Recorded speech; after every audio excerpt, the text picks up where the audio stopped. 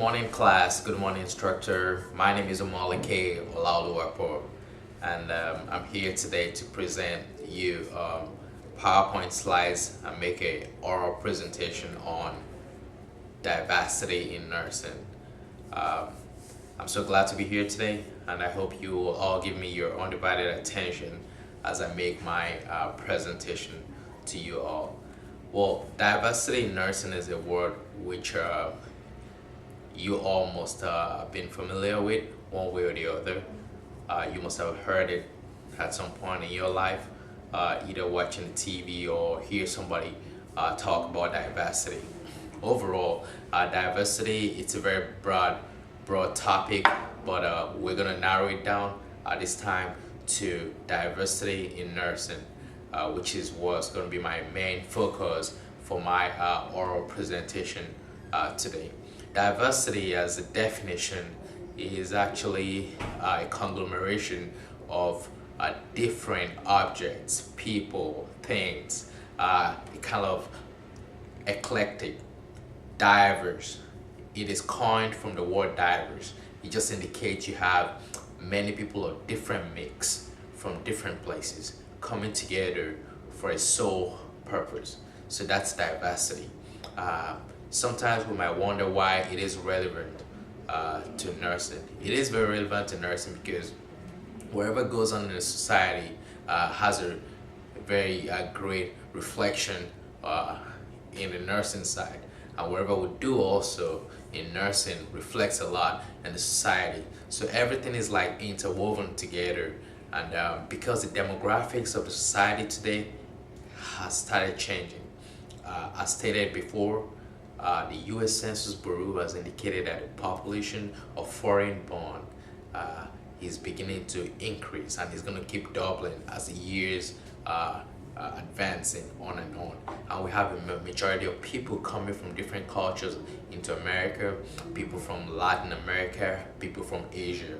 Currently, those two categories of people, they are the ones that make up the majority of immigrants into America. Some of these people are already naturalized citizens, some of them are not. But that's not the essence of this presentation today. The essence of this presentation is to see how nursing can impact positively into the life of these diverse people. These people, non-English speaking people, they are a very big population of Americans. I personally work in Pennsylvania, where we have a lot of Dutch speaking people. We have a lot of Hispanic speaking people there. The hospital where I work at, we receive a lot of patients that are unable to speak English or less proficient in speaking English. Overall, it creates a very big culture of difficulty in communication between the nurse and the patient. The language barrier is always a big thing. Also, it is also very important to understand that illness itself has a different meaning depending on where you grew up, how you grew up, or where you're from. Every individual's perspective of illness is different from the other person's perspective of illness. Somebody from Asia might perceive illness differently. Somebody from Africa might perceive illness differently. Somebody from Latin America might perceive illness differently. Now, the bottom line is, how do we bridge all these differences to be able to put a positive spin into them, to be able to advance the cause of good patient outcomes? For example, a patient comes into the hospital at this time and he doesn't really understand English, or he's just less proficient in English. I think the very fact that a nurse who is from a similar background or who is from a different culture, even if the nurse is not directly from the same city or the same hometown the patient is from, say we have a Latin American nurse working in a facility and you have a patient from Bolivia, the Latin American nurse, say maybe he's from Brazil. These two countries are both in South America. The very fact that the patient recognizes that there is a nurse from Bolivia there, there's this sense of confidence that, oh, there's somebody here who understands how I feel. The reality is they're not even from the same country though, but they are from the same area. They're considered the same Latin America. So at this time, it is important to be able to see the correlation between having ethnic diverse nurses working in the hospital and being able to help them help patients that were admitted to the hospitals relate effectively with them. Now, there are so many challenges because there are so many pros and cons to employing ethnic diverse nurses. In many hospitals in the United States today, diversity is not at the point where they should be. Diversity should be encouraged a lot. We need to employ more nurses. They don't even have to be foreign-born nurses, but we just want diversity. People that are able to speak different languages, people that are diverse in one way or the other. Because at the end of the day, diversity has a lot of positives. Diversity in itself allows each individual to bring something unique to the table. Diversity allows party A to contribute from his own perspective. Diversity allows party B to contribute from her own perspective. Party C will contribute from her own perspective. When everything comes together, we can have a good breed of ideas and information. It's just like when you cross breed a plant A and a plant B together. You've noticed there's something unique about plant A and there's something unique about plant B. Cultivating them together to bring out something entirely mind-blowing will be a very great idea. So there are so many reasons why diversity should be encouraged. But above all these things we do rest on the fact that we want to advance better patient outcomes. I have described a lot how important diversity is to patient outcomes. But is it just that easy to just employ nurses from different backgrounds? Shouldn't we look at the downsides to it? Yes, we should, and there are downsides to it. The initial downside is there's always the feeling, which is rightly so too, that foreign trained nurses might not be at par with US trained nurses. The standard of healthcare in America is very, very high, and we pride ourselves as a country, even though our healthcare is costly, we pride ourselves as a country that is very proficient at doing what we know how to do best, teaching our nurses in schools how to care for patients. Now, employing a foreign trained nurse from a different background who might not necessarily be a stickler to the standard might be a step in the backward direction.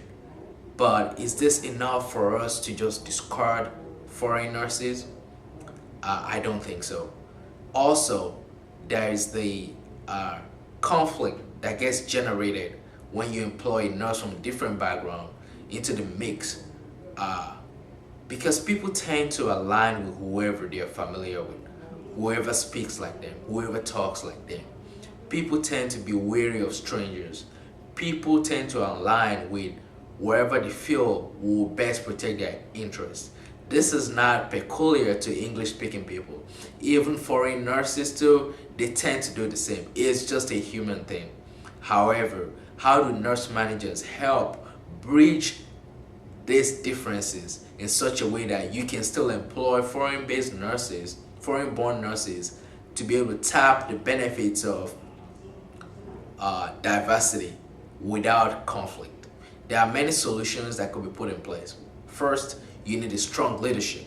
You need a nurse manager that has a cultural desire, because that's the very first thing.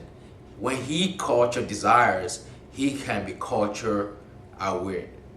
He will or she will be able to manage wherever conflict arises between co-workers due to ethno-racial differences.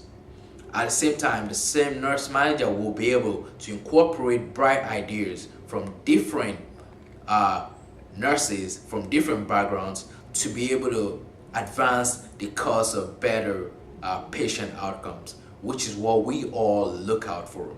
This is what we were trained to do. A large population of the society, like I did state earlier on, demographically, it's changing. We don't just live amongst English speaking people. We live amongst people who speak different languages: Chinese, Mandarin, Korean. How do we cater for these people? What is our chief job as nurses? The number one thing we're supposed to do as nurses is to care for the sick, to return them back to optimal functioning. We need to strive so hard to be able to bridge the gaps that prevents us from being able to do this. Language barrier is a very big thing. Very, very big thing. I stated earlier before, we have interpreters, but it is different. Very different, because the interpreters are not necessarily medical people. They have medical knowledge, but they are not medical people.